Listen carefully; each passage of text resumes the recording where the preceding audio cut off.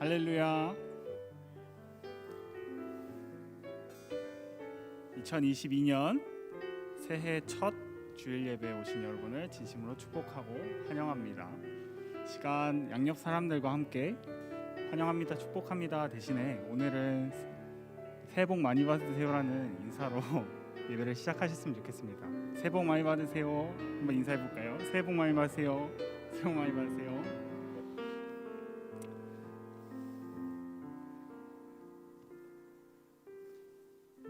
네, 오늘 구주 예수 의지함이라는 찬양으로 함께 기쁨으로 함께 예배하셨으면 좋겠습니다.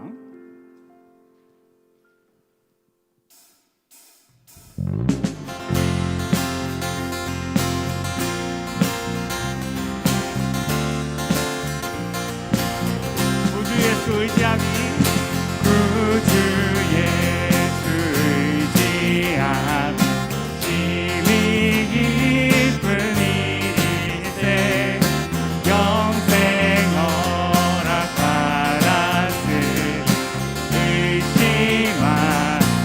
처음부터 다시 찬양하시겠습니다. 구주 예수 구주 예수 의지함 심히 기쁜 일이세 영생 허락 받았으니 의심하 주옵고 예수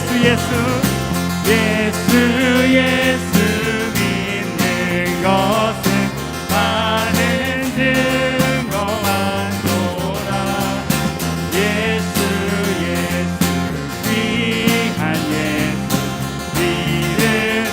함께 찬양하시겠습니다. 구주 예수 의지하여 구주 예수 의지하여 죄악 벗어버리네 안위 받고 영생하며 주께 모두 얻어 예수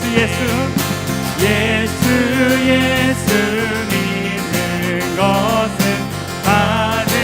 증거 많도다 예수 귀한 예수 믿음도 다시 한번 찬양하시겠습니다. 예수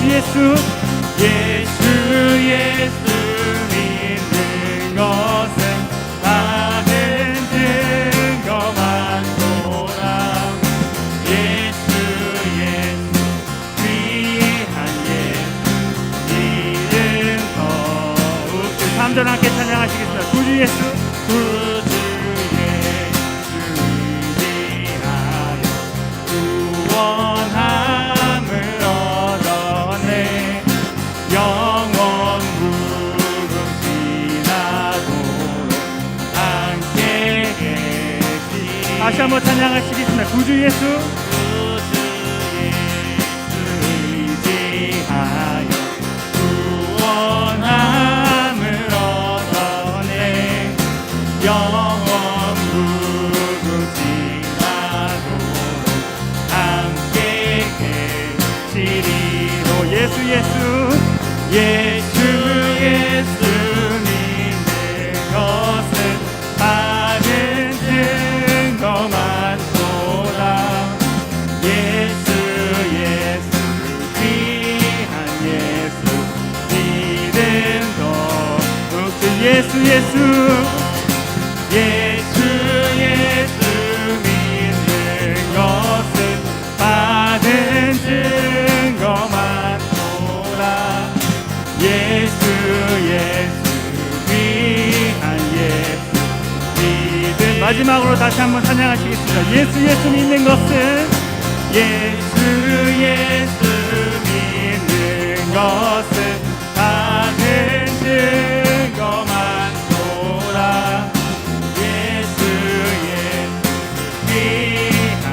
믿음 더욱 주소서 믿음 더욱 주소서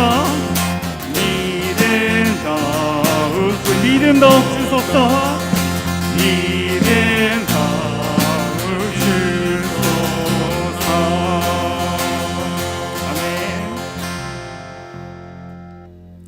네, 이 시간 계속해서 찬양하실 때 정말 그 선한 능력으로라는 찬양을 하실 텐데, 정말 이 땅 가운데 살아가면서 세상이 너무나 악하고 정말 우리의 힘으로는 변하지 않음을 정말 느낄 때가 너무 많습니다. 그 가운데서 우리가 정말 좌절하고 그 주님께 원망하며 나아가는 것이 아니라 정말 그 주님의 선한 능력을 의지하고 정말 그 능력으로 다시금 일어서며 서로를 격려하며 정말 주님 다시 오실 그날까지 우리가 믿음을 지켜나가며 함께 정말 공동체로서 서로를 사랑하면서 나아갈 수 있는 우리 형제교회가 되길 원하며 시간 다 함께 선한 능력으로 찬양하셨으면 좋겠습니다.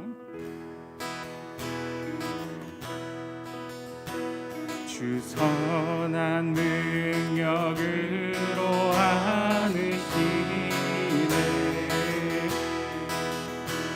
그 크신 팔로 날 붙드시네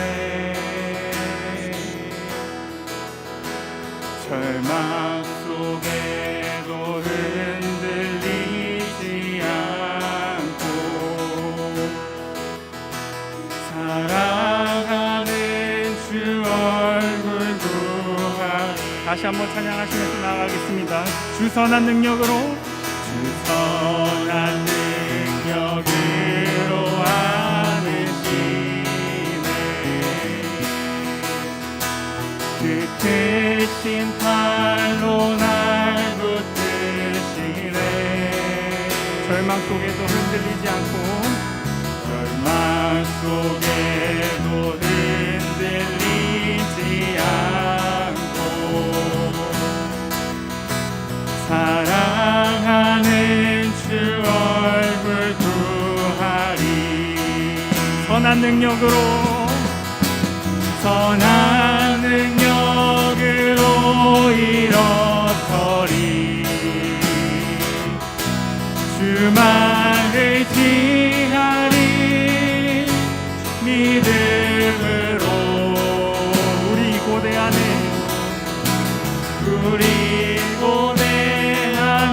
주 오실 그날 영광의 새날을 맞이하리. 이절 함께 찬양하시겠습니다. 이전의 괴로운 날 이전의 괴로운 날에 벗사고 고난의 길을 걷는다 해도 주님께 모두 맡긴 우리 영혼 주님께 모두 맡긴 우리 영혼 끝내 승리의 날을 맞이하리 끝내 승리의 날을 맞으리. 선한 능력으로 선한 능력으로 일어서리 주만을 지하리 믿음으로 우리 고대 안에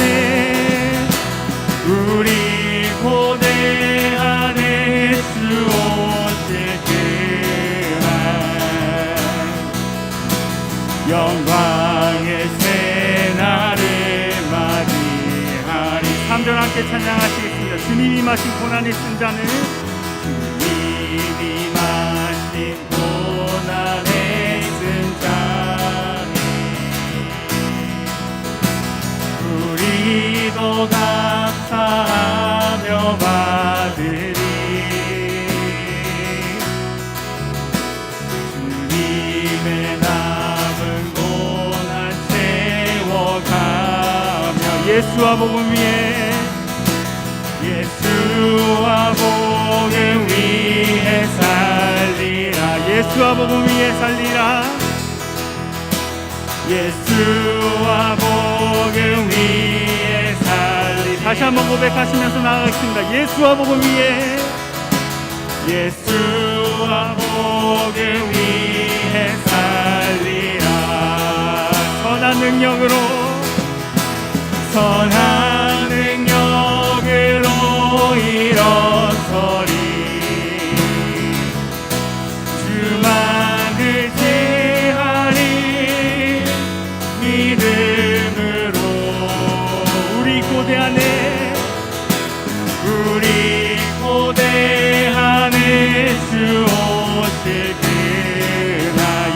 영광의 새날을 영광의 새날을 맞이하리. 다시 한번 고백하시면서 나아가겠습니다. 선한 능력으로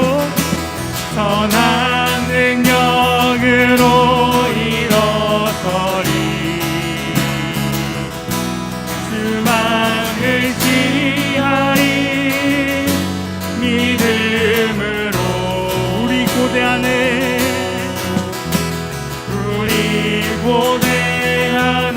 주 오실 때 영광의 새날을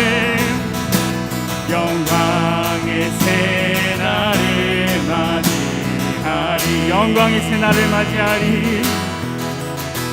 영광의 새날을 맞이하리. 승리의 새날을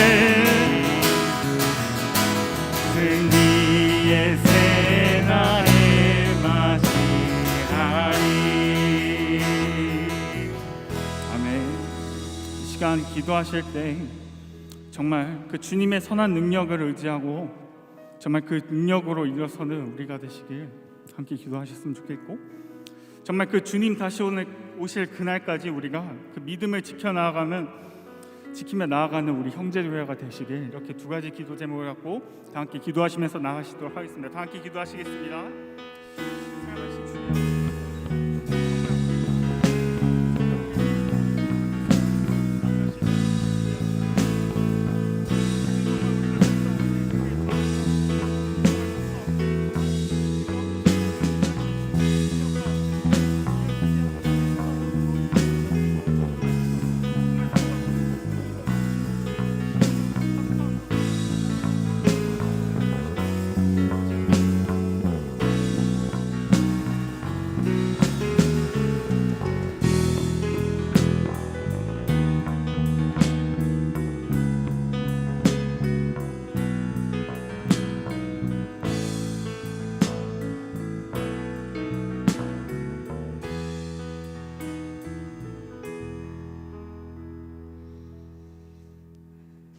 같이 기도하시겠습니다.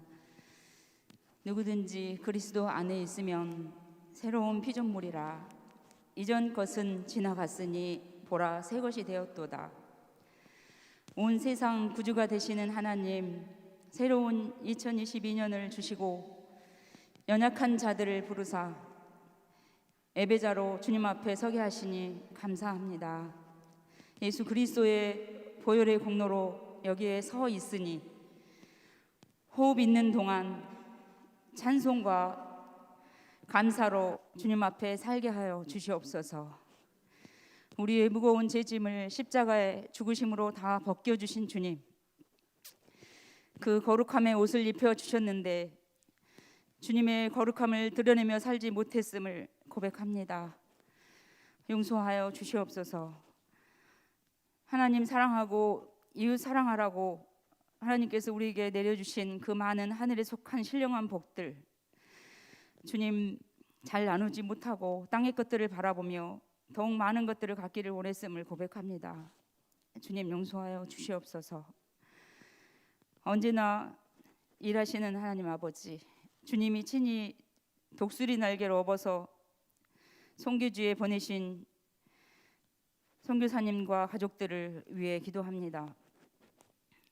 어려운 시기에 신음하는 그들의 기도를 들으시고 그들 머리에 안수하시고 주의 날개 그늘로 보호하시고 끝까지 이기게 하여 주시옵소서.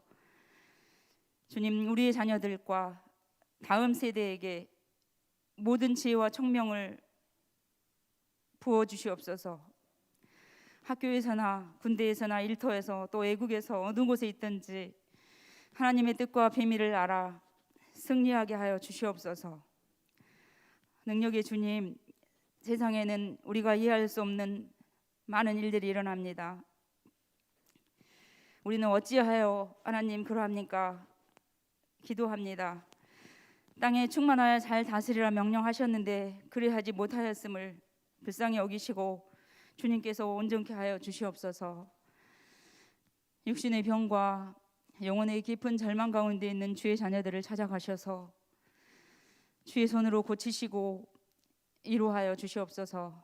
주님, 코로나로 무너진 사람들과 세계의 많은 난민들과 북한의 그 힘없는 자녀들을 주님 기억하여 주시옵소서. 주님의 결정과 일하시는 계획 안에 우리가 알지 못하는 구원의 계획과 경영이 있음을 주님은 아시오니 속히 이루어지게 하여 주시옵소서. 하나님, 형제교회의 다음 세대를 세우며 교회 공동체를 주님의 능력으로 이끌 사역자들을 보내사 형제교회가 하나님의 통치가 온전히 이루어지는 그러한 교회가 되게 하여 주시옵소서. 이제 아비의 마음으로 말씀을 전하는 목사님과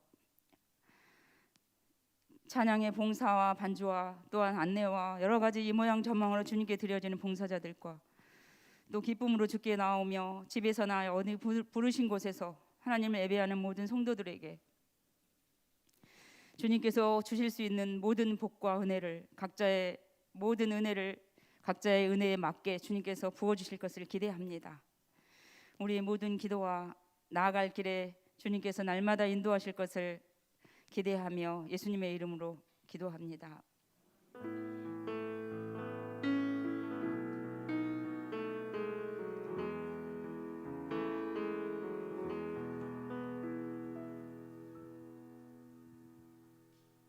네, 반갑습니다. 2022년 새해가 밝았습니다. 오늘 새해 이 첫 예배에 함께 오신 주위 분들하고 같이 잠깐 새해 복 많이 받으세요. 새해 주님의 축복 많이 받으세요. 인사하겠습니다. 주님의 축복 많이 받으세요.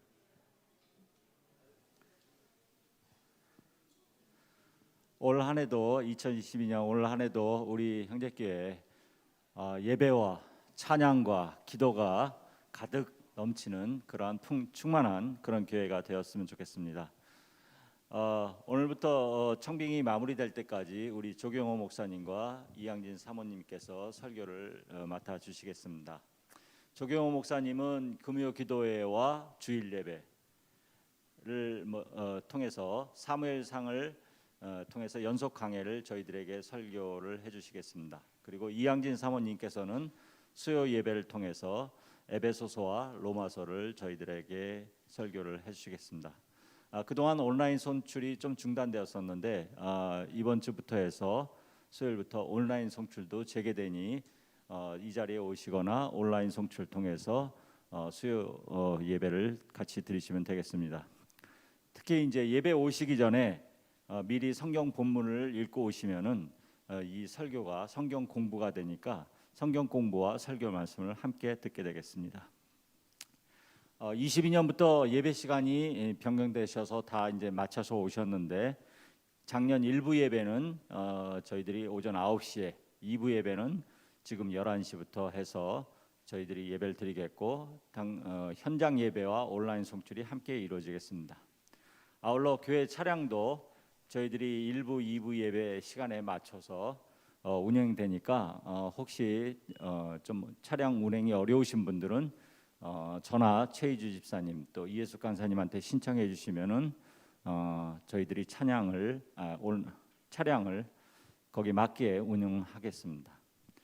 특히 이제 아직 코로나가 이제 좀 현재 심해져 갖고 각 예배당에 60분씩 오시는데 사전 신청을 꼭 해주시고 지금 2부 예배는 꽉 찼습니다.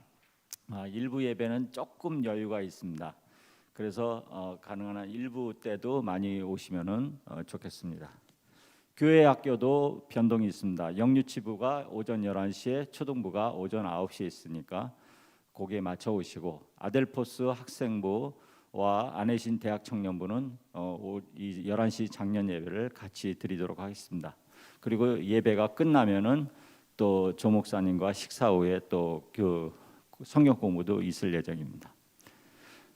지난 엊그제 12월 30일 날 저희들이 여기서 성찬식도 하고 새 약속의 말씀을 받았는데 혹시 못 받으신 분 많이 계시죠? 예. 그래서 요 2층에 예배 끝나고 2층에 가면은 그때 못 받으신 약속의 말씀 준비해 놔 있습니다. 그래서 약속의 말씀 받아 가셔서 올 한 해 저희와 저희 가정에 주시는 약속의 말씀을 받아 가셔 갖고 준수하시면 되겠습니다. 그리고 아울러 그 약속의 말씀 축복 기도를 저희들이 수요일 날 오전 예배가 마친 후에 방역 지침에 의해서 해드립니다. 그래서 그 약속의 말씀을 가지고 축복 기도를 받기를 원하시는 분은 최미자 전도사님한테 사전 연락해 주시면은 매주 10명씩 사전 예약 신청해서 축복 기도를 받도록 해주시겠습니다. 그리고 오늘 4번에 중주회의가 공목 중주회의가 있습니다. 12시 30분에 2층 초등부실에 모이시면 공목 회장단과 인사위원장 등을 선임하는 것을 오늘 회의하도록 하겠습니다. 그리고 다음 주에는 1월 9일 날에는 2부 예배 후에 이 자리에서 청빙위원회를 발족하도록 하겠습니다. 오늘 우리 이 자리를 위해서 최희주 이은희 집사님께서 가정의 신년 감사로 해서 떡을 준비했으니까 이따가 나가실 때 뒤에 떡이 있으니까 많이 가져가시도록 하겠습니다. 그래서 새해 여러분 가정과 여러분에게 하나님의 주님의 축복이 있기를 바랍니다. 아울러 이제 안혜신 회장이 나와서 잠깐 안혜신 광고를 해주겠습니다. 네, 안녕하세요. 22년도 회장을 맡게 된 김민주라고 합니다. 이어서 안혜신 광고하겠습니다. 네, 첫 번째 광고입니다. 안내 드렸다시피 1월 2일부터 안혜신은 11시에 2부 예배를 함께 드립니다. 안혜신에 착오 없으시길 바랍니다. 두 번째 광고입니다. 주일 안혜신 성경 공부가 오늘부터 조경호 목사님께서 인도하시는 성경 공부가 진행됩니다. 12시 40분까지 3층 안에 예배실로 모여주시면 되겠고요. 세 번째, 안혜신 온라인 기도회가 지난주부터 기존 목요일 10시에서 화요일 10시로 변경되었습니다. 참여 방법은 단톡방에 보낸 링크를 통해서 접속하시면 되겠습니다. 네, 다음이요. 그 다음에 금요 기도회 참석을 권장드립니다. 1월부터 안혜신 예배팀이 찬양을 맡게 되었습니다. 어느 때보다 우리 교회가 안혜신을 위해서 또 교회를 위해서 무릎을 꿇고 기도해야 될 때입니다. 함께 모여 공동체를 위해 기도하는 시간 가졌으면 좋겠습니다. 네, 다음 광고입니다. 안혜신 22년도 다락방 편성 및 운영 방법에 대해서 간단히 안내드리도록 하겠습니다. 현재 목자는 한석준과 임수빈 형제 2명이서 목자를 맡게 되었고요. 부목자로는 당분간 임원이 맡아서 진행하게 되었습니다. 현재 목자가 부족해서 부득이하게 출석 인원을 바탕으로 구성될 예정이고요. 장기 결석자의 경우 언제든지 다락방으로 편성될 수 있음, 이 점 참고 부탁드립니다. 네, 다음이요. 그 다음에 평신도 사역에 대해서 또 안내드립니다. 형제교회 비전에 따라서 안혜신도 이제 평신도 사역에 동참하고자 합니다. 이에 귀한 섬김의 기회 함께 나누고자 하고요. 각각 예배 준비팀, 목양팀, 마케팅팀, 임원, 목자 계속해서 인원 모집하고 있으니까 저한테 연락 주시면 될 것 같고요. 작은 일이어도 좋습니다. 능력이 없어도 괜찮습니다. 하나님께서 여러분을 통해 일하실 것이기 때문에 언제든지 섬김 부탁드립니다. 네, 감사합니다.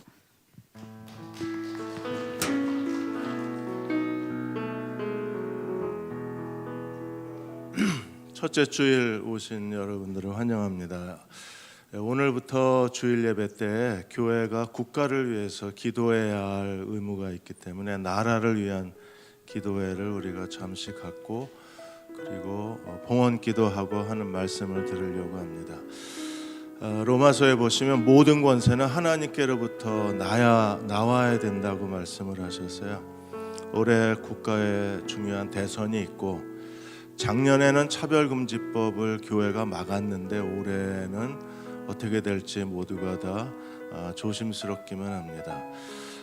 차별금지법은 창조주 하나님을 거부하는 거예요. 하나님이 남자와 여자를 만드셨는데 하나님의 주권인데 인간이 자기 성을 자기가 결정하는 거거든요. 그래서 진화론 이후에 차별금지법이 하나님을 공개적으로 대적하는 그런 세상의 하나의 거대한 영적 전쟁이 될 것이라고 보고 있습니다.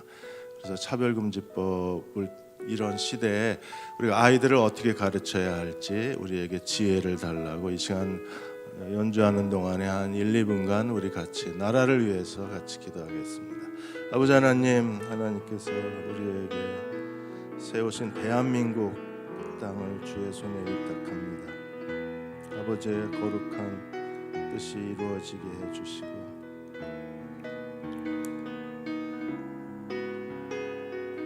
하나님 나라가 확장되는데 귀하게 쓰임받는 이 민족이 되게 하여 주옵소서. 아버지의 뜻이 이루어지기를 원합니다. 주께서 말씀하시고 인도하시고 축복해 주옵소서.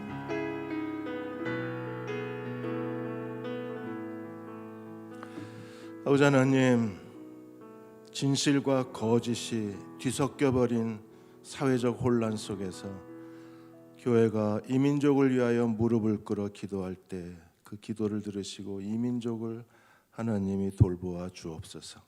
모든 권세는 여호와께로부터 나와야 한다고 말씀하셨습니다. 이번 대선에 하나님이 세우신 지도자가 이 민족의 미래를 이끌어가게 하여 주시고, 또 교회가 다음 세대를 위해서 어떻게 이 아이들을 성경적 가치관을 가진 하나님의 사람으로 키워낼 수 있을까를 고민하고 무릎 꿇는 한국의 모든 교회들이 되게 하여 주옵소서. 오늘 마음을 다하여 하나님 앞에 예물을 드렸습니다. 어렵고 힘들고 그리고 우리의 삶도 제한적인 가운데 힘을 다하여 주 앞에 드린 예물을 주님 기쁘시게 받아주시고, 이 예물이 씌우는 곳마다 하나님 나라와 영광이 임하게 하여 주옵소서.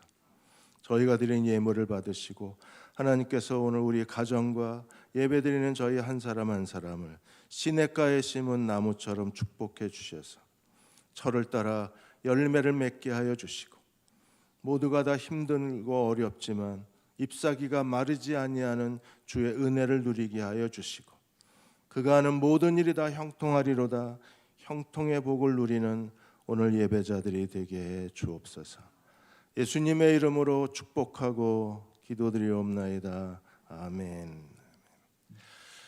이 시간 우리 옆에 계신 분하고 한 번 더 인사하겠습니다. 시냇가에 심은 나무 같은 가정이 되시기 바랍니다 하고 인사하겠습니다.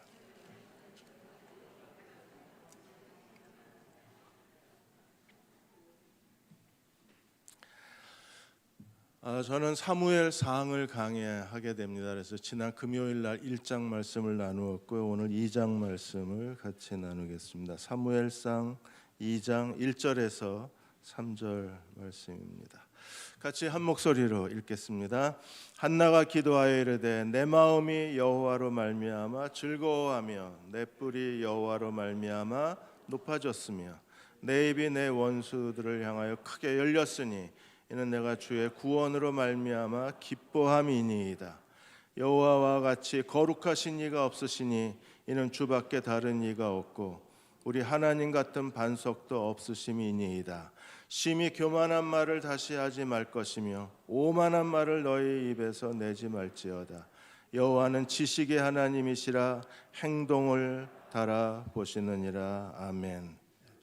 오늘은 2장 저울에 달아보시는 분이라는 제목으로 말씀을 나누려고 합니다. 지난 송구영신 예배 드리면서 제 마음이 많이 무겁고 많이 당황했습니다. 그래서 왜 마음이 이렇게 무겁지? 그 송구영신 예배를 마치고 집에 가서 새벽에 한참 기도를 했습니다.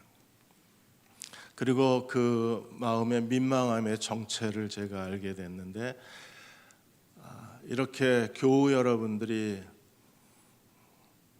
온 힘을 다해서 교회를 지켜 오시고 또 많은 어려움을 겪으시게 된 가장 큰 원인 중에 하나가 저라는 사실을 다시 생각하게 됐습니다. 그래서 마치 하나님께서 너 때문이다 라고 말씀하시는 것처럼 느껴져서 마음이 참 아팠습니다. 그래서 오늘 코로나 때문에 한 분 한 분 다 안아드리고 용서를 빌 수는 없지만 이 자리에서 다시 한번 용서를 구하고 저를 또 용서하셔서 이렇게 잘 마무리 지을 수 있도록 이 기회 시간을 허락해 주신 것에 대해서 감사를 드립니다. 저희 부부가 부족하지만 주어진 시간까지 다음 하나님 마음이 합한 목자가 잘 세워지도록 온 힘을 다해서 섬기고 같이 기도하고 돕겠습니다. 제가 혹시 잘못한 게 많겠지만 저의 용서를 받아주시고 다시 교회를 세우는 일에 같이 마음을 모아주시기를 부탁을 드립니다. 서울대 소비 트렌드 분석센터가 해마다 트렌드 코리아를 출간을 합니다. 올해도 트렌드 코리아 2022가 발간이 됐는데 김남도 교수하고 서울대 이 트렌드 센터에서 이번에 팬데믹 이후에 한국 경제가 어떻게 될 것인가에 대해서 중요한 이슈의 첫 글자를 따서 타이거 or 캣이라는 트렌드를 발표를 했습니다. 올해가 검은 호랑이 해니까 그래서 호랑이라는 단어를 가지고 타이거, 팬데믹 이후에 잘 능동적으로 대처하는 기업체는 타이거, 호랑이가 되겠지만 그러나 우물쭈물하다가 기회를 놓치면 캣, 고양이 신세를 면할 수가 없다는. 교회도 마찬가지입니다. 코로나19 이후로 많은 교회들이 큰 어려움을 겪고 있는데 여기서 하나님 앞에 영적으로 우리가 잘 대처하면 2022년 검은 호랑이띠 해에 우리가 타이거의 영성을 갖게 되지만 만일에 우리 스스로가 느슨해지면 고양이 신세를 면할 수가 없는 거예요. 사무엘 시대는 영적으로 굉장히 어두운 시대였어요. 정치, 종교적으로 영적 암흑기였어요. 대혼란기였어요. 하나님께서 이런 이런 사사기 혼란 시대에 사무엘이라는 마지막 사사 선지자를 세우셔서 제2의 출애굽의 혁명을 일으킵니다.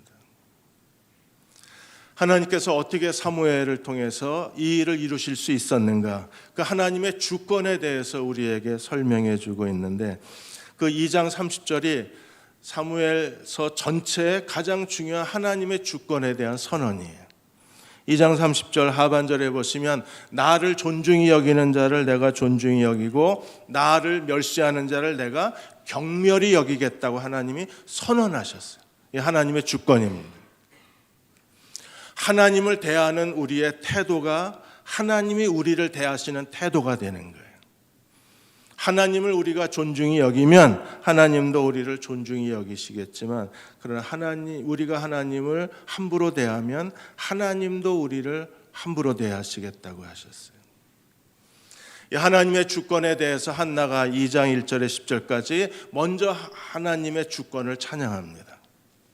사무엘 역사 전체에서 한나의 노래로 시작을 해서 다윗의 노래로 끝나요.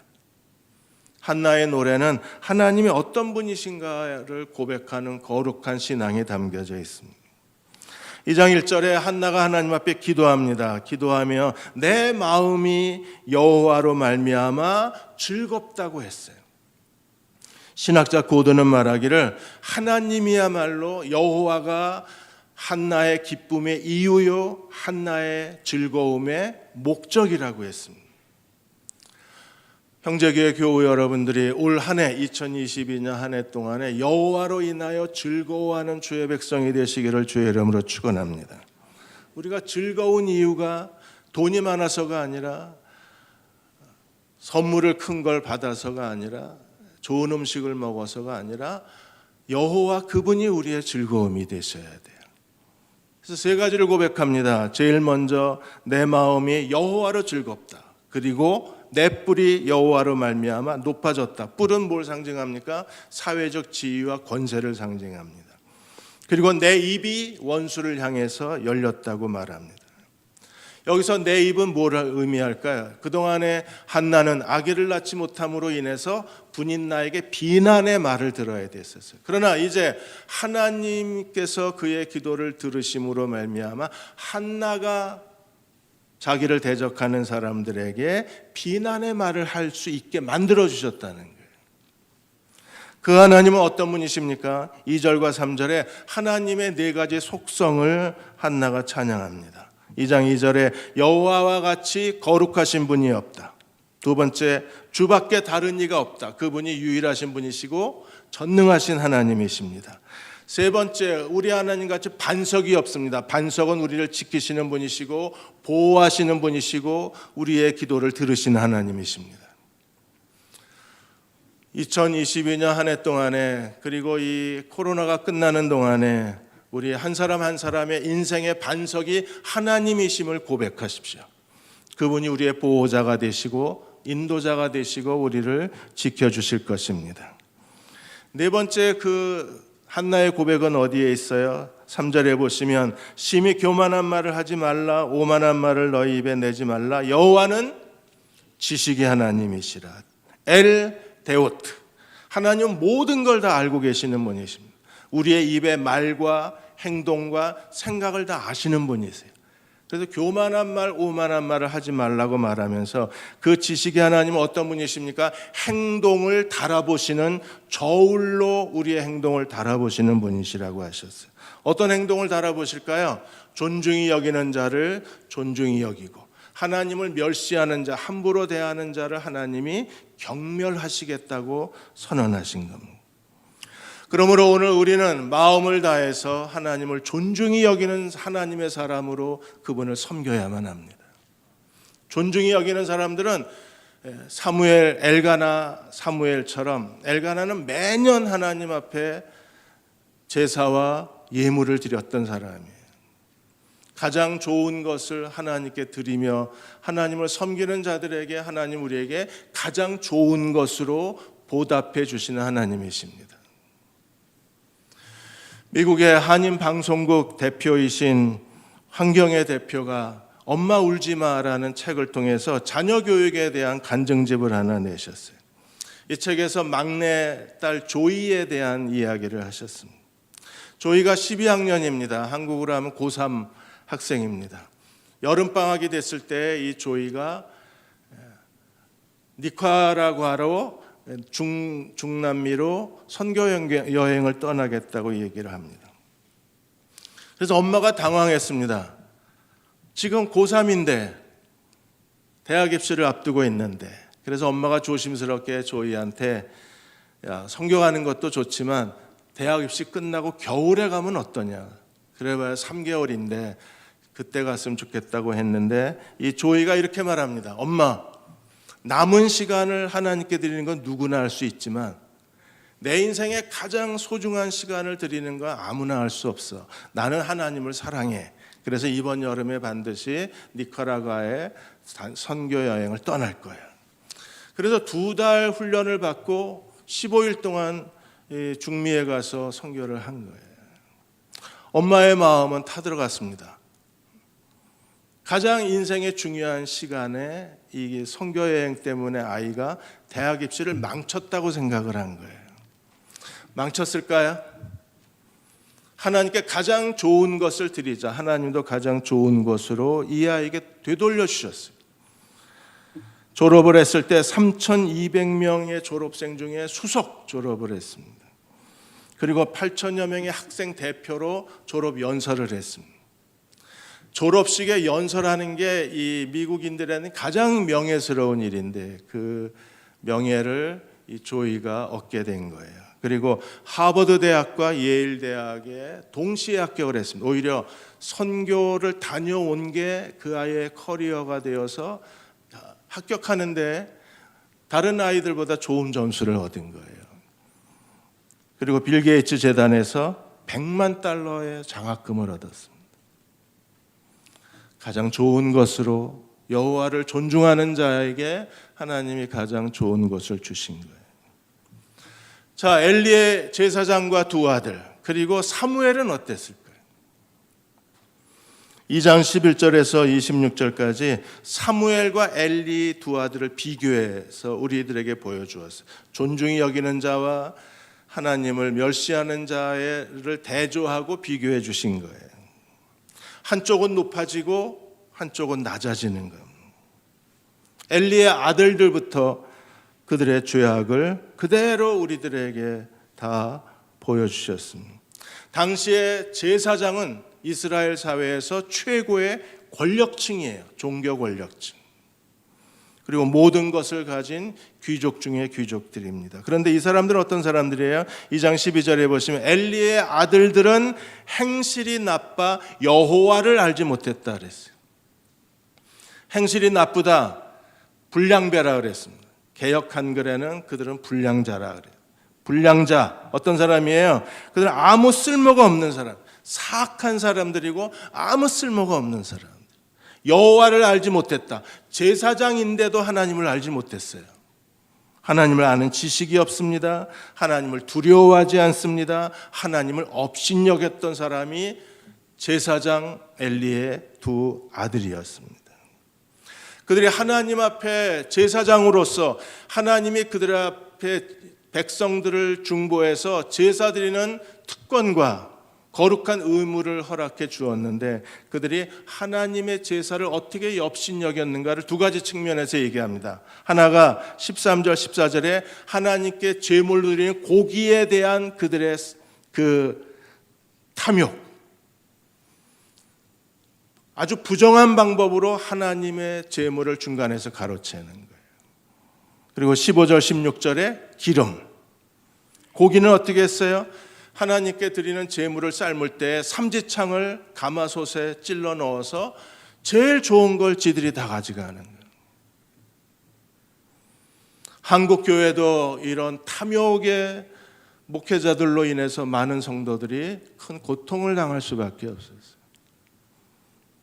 목사님들마다 거대한 삼지창을 하나씩 들고 설쳐댄다면 얼마나 교인들의 마음에 큰 상처가 되겠어요.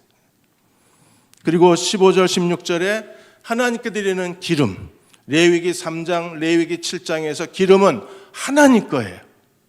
하나님께 바치라고 명령하신 겁니다. 기름은 절대 사람이 취할 수 없는 거예요. 그런데 엘리의 두 아들 홈리와 비느하스 제사장 어떻게 했습니까? 기름 붙은 생고기, 그 제물의 고기를 달라고 요청하고 안 주면 그걸 강제로 빼앗았던 사람이 엘리의 두 아들입니다. 그래서 17절에 이 소년들의 죄에 대해서 이렇게 말합니다. 이 소년들의 죄가 여호와 앞에 심히 크면 그들이 어떻게 했어요? 여호와의 제사를 어떻게 했습니까? 멸시했습니다.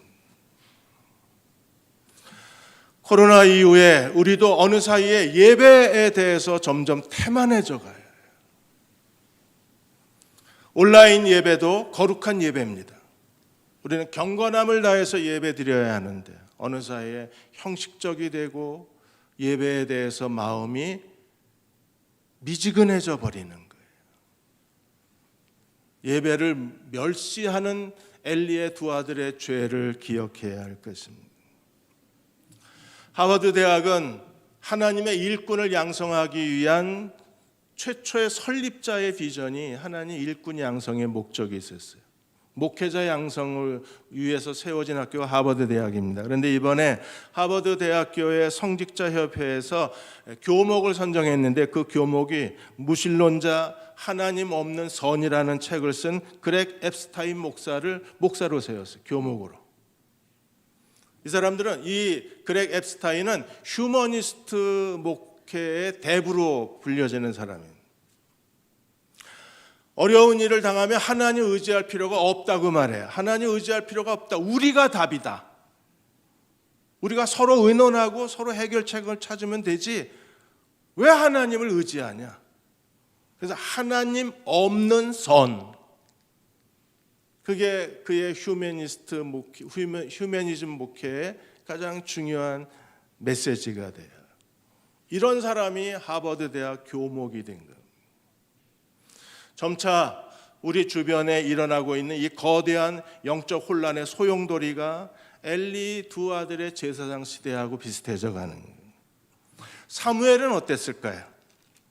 하나님께 바쳐진 사무엘은 어떤 사람이 어떻게 성장했을까요? 2장 11절에 보시면 엘가나가 라마의 자기 집으로 돌아가고 한나가 하나님을 찬양하고 돌아간 뒤에 사무엘은 이제 성막에 남았어요.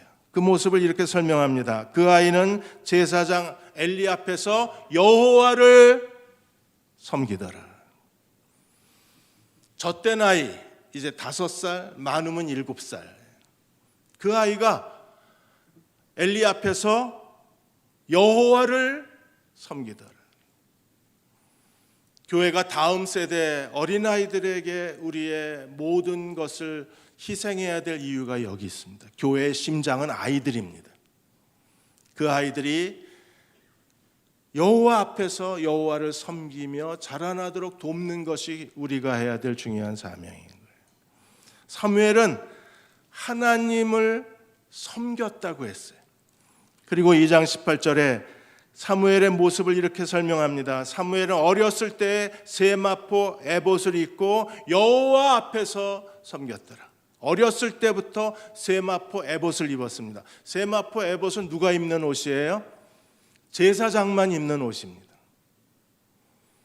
사무엘은 어린 제사장이에요. 사무엘이 어린 제사장이 될 수 있을까요? 율법적으로 보면 불가능한 일입니다. 왜요? 하나님께서 출애굽한 이후에 하나님께서 아론과 언약을 맺으시기를 아론의 후손들, 아론의 자손들만이 여호와의 제사장이 될 수 있어요. 그러나 사무엘은 아론의 후손이 아닙니다. 또 아론의 후손이 되어도 25살이 되어야 성전에서 수습 기간을 거쳐서 나이 30이 되어야 제사장이 돼요. 그런데 사무엘은 어린아이가 어떻게 어렸을 때 세마포 옷을 입고 여호와를 섬길 수 있었을까요? 하나님께서 이미 엘리와 두 아들의 제사장 시대를 버리신 거예요. 그리고 하나님은 사무엘을 통해서 새로운 제사장 시대를 준비하고 계신 겁니다. 아무리 하나님이시지만 자격도 없는 사무엘을 하나님이 임의로 제사장으로 세우실 수 있을까? 그럼 하나님이 질서를 어기시는 게 아닌가? 아닙니다. 사무엘의 제사장이 될 수 있는 특별한 이유가 하나 있어요. 그것은 신학자 고든이 말한 것처럼 그가 나실인, 하나님께 바쳐진 사람이었기에, 나실인은 평생을 하나님께 바친 사람이기에 평생 제사장으로 하나님을 섬기도록 부르심을 받은 사람이므로 사무엘이 나실인으로 바쳐졌기에 그가 제사장이 되는 것은 결코 어긋나는 일이 아니라 그랬어요. 하나님은 엘리와 두 아들의 시대를 이제 마무리하시고 하나님께서 성전에서 어린 사무엘에게 세마포 제사장 옷을 입히시고 새로운 시대를 준비하고 계신 겁니다. 우리도 나실인처럼 하나님 앞에 우리의 생애를 다 바치는 사람이 되어야 합니다. 우리의 하루하루 작은 시간일지라도 우리 가진 것을 가지고 나실인처럼 살아야 돼요. 그들이 여호와를 존중히 여기는 사람들입니다. 그들이 이 시대에 참된 하나님의 제사장들입니다. 존 파이퍼 목사님이 삶을 낭비하지 말라는 책에서 그 교회에서 파송한 두 여자 선교사님 이야기를 했습니다. 루비 엘리아슨, 로라 에드워즈. 이 두 여자 선교사님은 나이 80이 넘었는데도 카메룬에서 아직까지 복음을 듣지 못한 사람들에게 복음을 전하고 하나님의 사랑을 증거하고 병든 사람을 치료하고 복음을 전하다가 자동차를 타고 두 분이 가시다가 브레이크 파열이 되면서 차가 절벽 아래로 떨어져서 차는 크게 다 부셔지고 두 분은 그 시체가 형편없이 훼손된 채 하나님 나라의 부르심을 받은 것. 루이 선교사님은 이미 나이 80이 넘을 때까지 싱글 독신 선교사로 그곳에 자신의 삶 전부를 카메룬의 영혼들 하나님 나라 복음을 위해서 다 쏟아 놓으신 분이십니다.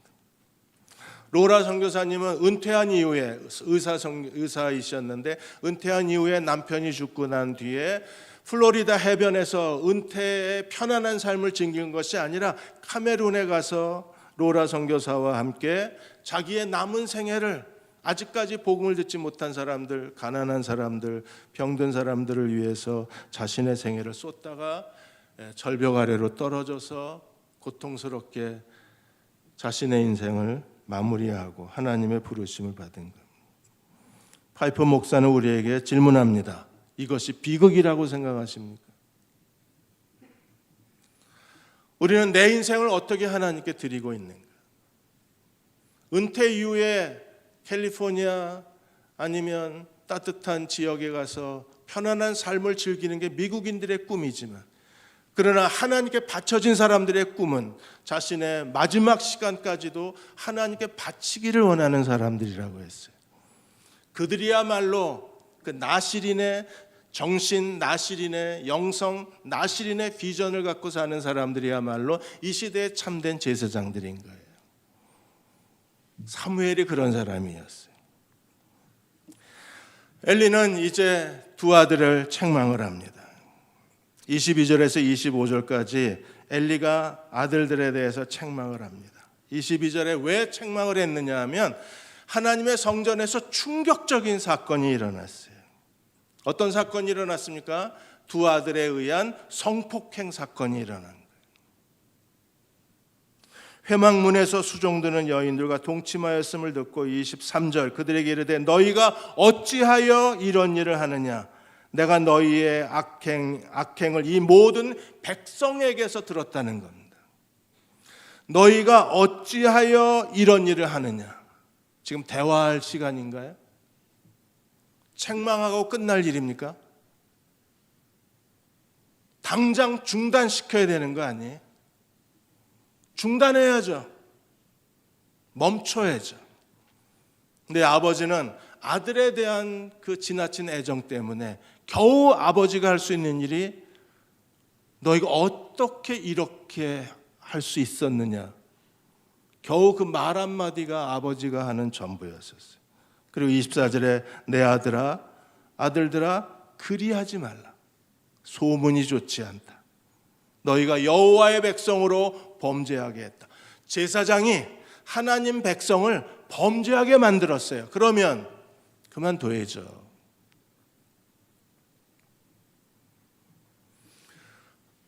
엘리의 말이 아무 설득력이 없어요. 25절에 사람이 사람에게 범죄하면 하나님께 회개할 기회가 있지만 사람이 하나님께 범죄하면 누가 너희를 건져낼 수 있겠느냐. 그런데 말을 듣지 않습니다. 왜 그래요? 하나님이 그들을 죽이시려고 이미 작정하셨어요. 그리고 4장에서 그들은 하나님 말씀대로 그대로 죽임을 당합니다. 두 아들들은 이렇게 비극적으로 비참하게 타락해져 가는데 사무엘은 어땠어요? 26절에 아이 사무엘은 점점 자라남에 여호와와 사람들에게 은총을 더욱 받았습니다. 시간이 지날수록 점점 더 하나님의 은총이 커지고 사람들의 은총이 커졌어요. 저희 주일 11시 예배는 아델포스 아내신과 어른들이 연합해서 드리는 예배입니다. 그래서 9시 예배는 전통 예배 스타일 오르간 중심으로 드리고 11시는 우리가 찬양 예배로 드립니다. 저희는 온 마음을 다해서 이 아이들을 축복하고 이 아이들을 하나님께 드립니다. 우리 형제교회 모든 성도들의 가정의 아이들이 사무엘처럼 자라나야 돼요.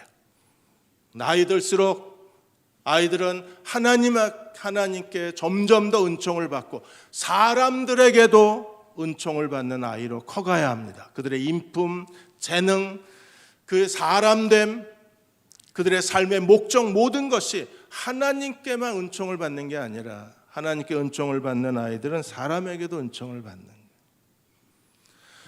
그런 거대한 성장이 이루어지도록 교회는 다음 세대 중심으로 모든 게 다 재편이 돼야 돼요. 그리고 진정한 개혁이 우리 안에 일어나야 합니다. 이번에 바나 리서치에서 미국의 목회자 507명을 대상으로 지난 10월에 설문조사했습니다. 놀라운 고백이 이어졌어요. 탄식의 고백이 이어졌어요. 10명 중 4명이 목회 그만두고 싶다 그랬어요. 지금 목회자들은 당황했습니다. 완전히 새로운 세상으로 코로나가 우리를 10년 뒤에 미래를 앞당겨 놓은 거예요. 사이버 세상이 또 다른 인류의 세상이 된 것. 교회는 사이버 철치의 새로운 조직과 그리고 사이버 철치의 시스템과 사이버 그 상에서 새로운 교회 목회를 만들어 가야 돼요. 그래서 사이버 철치는 하나의 가상 교회가 아니라 이제 우리들에게 현실의 교회예요. 지금 메타버스 세상입니다. 젊은이들은 가상 현실에서 자신들의 새로운 미래를 만들어내요. 그런데 미국의 목사들은요, 디지털 목회의 전환이 힘겨운 거예요. 도저히 이걸 감당할 수가 없는 거예요. 그래서 자신들의 무능 때문에 그만두겠다는 거예요. 새로운 전환보다 더 중요한 게 있어요. 우리는 사이버 교회에 대한 도전이 우리 시대에 반드시 성취돼야 될 중요한 교회 사명 중에 하나인 건 분명합니다. 그러나 그보다 더 중요한 게 있습니다. 우리 아이들이 사무엘처럼 하나님께 은총을 받고 사람들에게 은총을 받는 아이들로 커갈 수 있도록 교회의 자리를 그들에게 내어줘야 되는 거예요. 엘리의 두 아들들은요, 끝없이 추락합니다. 사무엘은 여호와 앞에서 자라고 여호와를 섬기며 세마포옷을 입고 자라고, 그리고 점점 더 하나님과 사람들에게 은총을 받으며 자라납니다. 이제 엘리의 집에 대해서 하나님께서 마지막으로 27절에서 36절까지 하나님의 사람을 보내셔서 엘리의 집에 대해서 하나님이 심판을 명하세요. 하나님께서 엘리의 집안에 아론의 후손이 제사장의 후손이 되리라는 영원한 언약을 하나님이 스스로 취소해 버리십니다. 2장 30절을 다시 한번 읽어볼까요? 그러므로 이스라엘 하나님 나 여호와가 말하노라, 내가 전에 내 집과 내 조상의 집이 내 앞에 영원히 행하리라 하였으나, 내 집이 어디예요? 아론의 집. 내 조상의 집, 아론의 후손들이 영원히 내 앞에서 제사장 가문이 되리라고 하나님이 영원한 언약을 맺었지만, 그러나 하나님께서요 이제 포기해 버리십니다. 그 언약을 하나님 스스로가 깨트려 버리세요. 그래서 결단코 나 여호와가 말하노니 결단코 그렇게 아니하리라. 이제 엘리 가문의 제사장 제도가 끝났어요. 하나님은 언약을 깨트리시고 새로운 제사장 가문을 세우시겠다고 말합니다. 그리고 하나님의 사람을 통해서 어떻게 그 일을 이루시는가를 우리들에게 설명하면서 하나님께서 먼저 그들에게 주신 특권부터 설명을 하시는 거예요. 그래서 27절에 출애굽 시대에 대해서 얘기하고 28절에 하나님이 아론의 후손들, 엘리 집안에 대해서 아론의 후손들에게 한 약속을 설명합니다. 내가 그를 택하여 내 제사장으로 삼고, 그가 누구예요? 아론이요. 아론의 후손들. 그 아론의 후손들 중에 엘리가 있는 겁니다. 그래서 하나님이 제사장으로 삼고 세 가지 거룩한 특권을 주셨어요. 뭘 주셨어요? 제단에 올라가서 분향하고 하나님의 제사 드리는 특권을 주셨고, 두 번째 세마포 에봇을 입는 특권을 주셨고, 세 번째 이스라엘 자손이 드리는 모든 화제에 하나님께 드리는 제물의 분깃을 제사장들이 얻게 하셨어요. 이건 이스라엘 12지파 가운데 레위 지파 중에 아론의 자손에게만 거룩한 특권을 주신 거예요. 누구도 이런 권리를 가질 수 없어요. 오직 아론의 제사장 가문, 아론의 그 후손들 중에 제사장 가문만 이걸 얻은 거예요. 그런데 이 거룩한 특권을 가지고 그들이 지금 하고 있는 일은 무엇입니까? 이 거룩한 사명을 주셨는데 제사장이라 불리우게 하셨는데, 그 아론 엘리의 두 아들 지금 뭐 하고 있어요? 그들의 죄가 뭐예요? 29절에 너희가 어찌하여 내가 내 처소에서 명령한 내 제물과 예물을 밟으며, 그들 하나님의 제물을 업신여겼습니다. 하나님의 제물을 더럽혔습니다. 하나님의 제물을 자기 것으로 만들었어요. 그래서 하나님 내 아들들을 나보다 더 중히 여겨 내 백성 이스라엘이 드리는 가장 좋은 것으로 너희들을 살찌게 하였느냐. 두 아들이 제물과 고기를, 제사장 특권을 탐욕의 도구로 만들어서 자기 배를 채우는 동안에 엘리는 두 아들에 대해서 아무것도 할 수가 없었던 겁니다. 그래서 하나님께서 버리시는 거예요. 하나님을 멸시하면 하나님이 우리를 경멸하리라. 경멸이라는 단어가 다 부셔버린다는 뜻입니다. 그래서 아론의 자손이라는 그 제사장 가문이라는 거룩한 특권을 다 잃어버리게 돼요. 어떤 일이 벌어질까요? 31절에서 33절까지 그 집안에 노인이 없어요. 젊어서 다 죽을 거라 그랬습니다. 언제 이 일이 일어납니까? 사무엘상 22장에서 사울이 높당의 제사장 85명을 다 죽여요. 그래서 사무엘상 22장에서 이 예언이 그대로 성취가 됩니다. 그리고 그 중에 한 명이 살아서 빠져나가요. 그 제사장이 아비아달입니다. 그래서 아비아달이 다윗에게로 피신을 해요. 다윗 시대의 제사장이 되었다가 나중에 솔로몬을 향해서 반역 세력의 이 아비아달 제사장이 가담했다가 결국 솔로몬 시대에 추방을 당합니다. 열왕기상 2장 27절에 보시면 하나님께서 엘리 집안에 하신 예언이 이루어졌다고 성경이 증언하는 거예요. 그래서 마지막 한 사람조차도 솔로몬 시대에 가서 추방을 당합니다. 그래서 36절에 내 집에 남은 사람 한 사람이, 그게 아비아달 제사장을 의미합니다. 이렇게 해서 아론의 후손 중에 엘리 집안의 그 아론의 후손 엘리로 인해서 아론의 후손 제사장 시대가 끝나고 언약이 다 깨지고 이제 솔로몬 시대의 사독 제사장 시대가 열리는 거예요. 하나님 오늘 우리에게 기대하시는 게 뭘까요? 충실한 제사장입니다.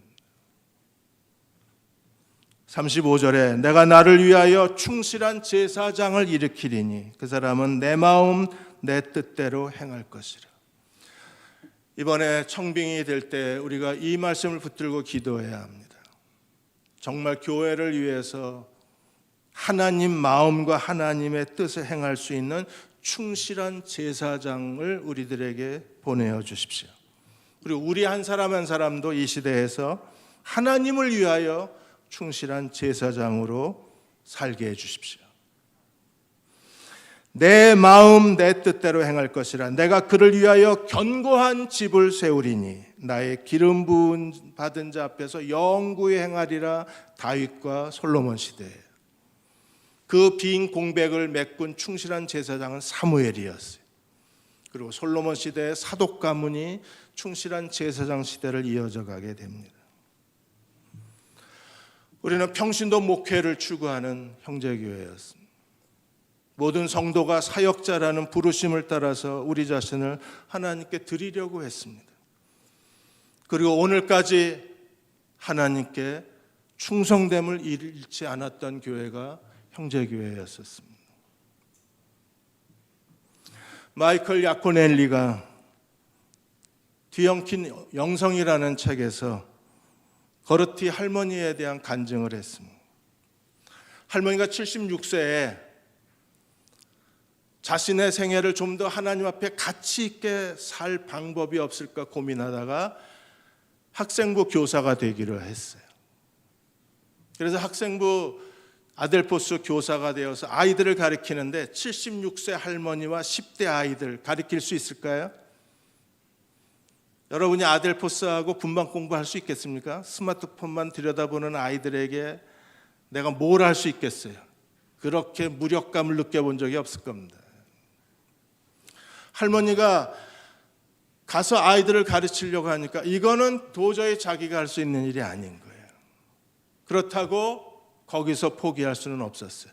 그래서 기도하다가 아이들을 하나님 말씀으로 가르칠 수 없으면 내가 아이들을 위한 기도하는 할머니가 되겠다고 생각을 하셔서 아이들 예배 시간이 되면 환하게 웃으면서 아이들 하나의 이름을 불러가면서 아이들을 맞아주고, 그리고 폴라로이드 카메라를 사서 아이들 사진을 다 찍어서 뒤에 이름, 생년월일, 학교, 그리고 아이들의 비전에 대해서 다 적고 그걸 집에다 다 붙여놓고 매일 아이들을 위해서 기도하는 거예요. 매일.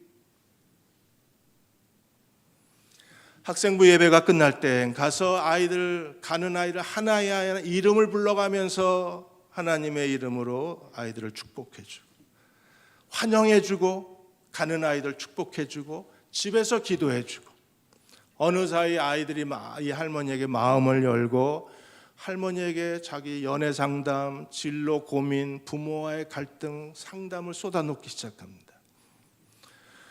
그리고 아이들이 변화가 되기 시작했어요. 10년이 지났습니다. 86세가 되고 뇌졸중으로 커르티 할머니가 3번이나 쓰러져요. 아이들은 할머니가 이제 곧 하나님 나라로 가실 거라는 걸 압니다. 어느 날 갑자기 하나님께 부르심을 받으면 자기들이 얼마나 할머니를 사랑하는가를 고백할 수 없게 될까 봐 아이들이 모여서 의논을 해요. 어떻게 해야 될까? 그러다가 가상 장례식, 미리 장례식을 치러드립니다. 할머니 장례식을 광고하고 지난 10년 동안에 할머니가 기도했던 아이들이 전부 예배당을 가득 채우고, 아이들이 나와서 할머니의 기도 상담으로 자기가 얼마나 큰 도움을 받았는가를 거기서 고백하고, 미국의 장례식은 가까운 사람들이 나와서 추억을 얘기하는 시간이 있거든요. 아이들이 다 나와서 얘기해요. 그리고 특별히 작은 향수병 하나를 다 지참하고 와서 할머니에 대한 감사를 표하고 그 향수를 할머니 발에 부어드리고, 막달라 마리아가 예수님의 발과 머리에 향유를 부은 것처럼 아이들이 향수병을 가져와서 향수를 부어드린 거예요. 예배당이, 미리 장례식이 그 향수의 냄새로 가득 차고, 눈물로 가득 차고, 아이들을 향한 사랑으로 가득 찼습니다.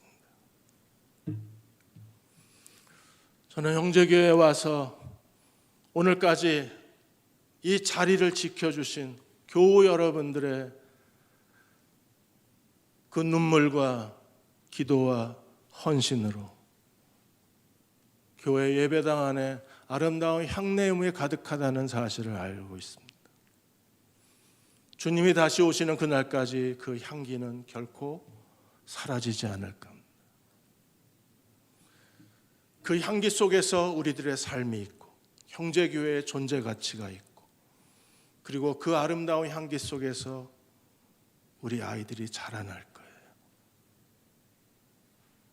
오늘도 나의 향수병을 꺼내어서 주님의 발 앞에 부어드리는 저와 여러분이 되시기를 주의 이름으로 축원합니다.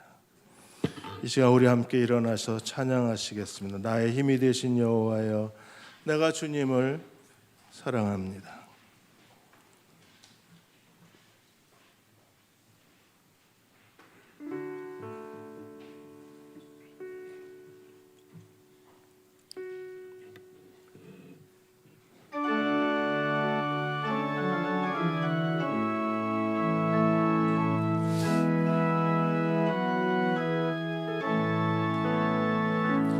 나의 힘이 되신 여호와여, 내가 주님을 사랑합니다. 사랑합니다. 주는 나의 반석이시며 나의 반석이시며 나의 요새시라. 새시라. 주는 나를 건지시는 나의 주, 나의 하나님. 피할 바위시오 나의 방패시라. 나의 하나님, 나의 하나님.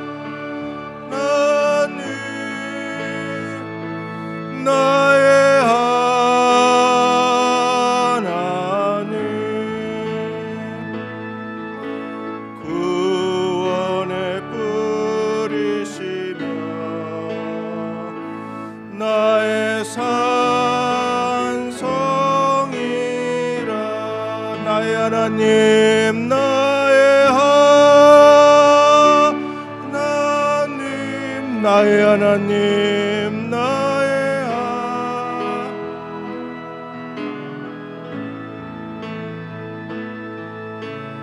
구원의 뿔로 내게 세우소 나의 하나님 한 번 더 고백합니다. 나의 하나님 나의 하나님 나의 하나 생명의 면류관으로 생명의 면류관으로 내게 씌우소서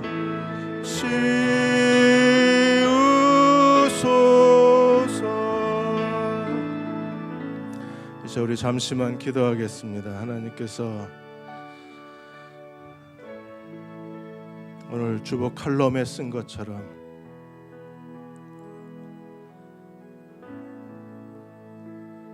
우리가 여기 있는 것은 하나님의 주권적 섭리입니다. 그 희생과 눈물과 기도와 헌신을 주님이 기억하시고 마지막 날에 생명의 면류관을 우리에게 씌워 주실 것입니다.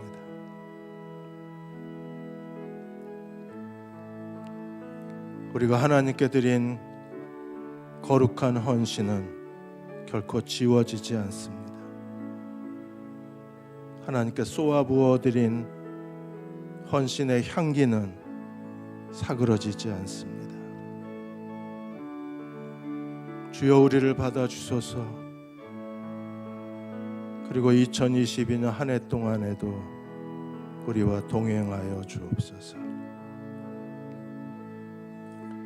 지금은 우리를 죄에서 구원하신 우리 주 예수 그리스도의 은혜와 하나님 아버지의 무한하신 사랑하심과 성령의 위로하고 도우신 은혜가 오늘 함께 주일 1월의 첫 주일 예배를 드리고 돌아가는 모든 교우와 가정과 자녀들 위에 이 민족과 이 땅의 모든 교회 위에 땅끝까지 복음을 전하는 선교사들 위에 코로나로 인하여 절망에 빠진 많은 이웃들 위에 지금부터 영원히 함께 하시기를 간절히 축원하옵나이다. 아멘.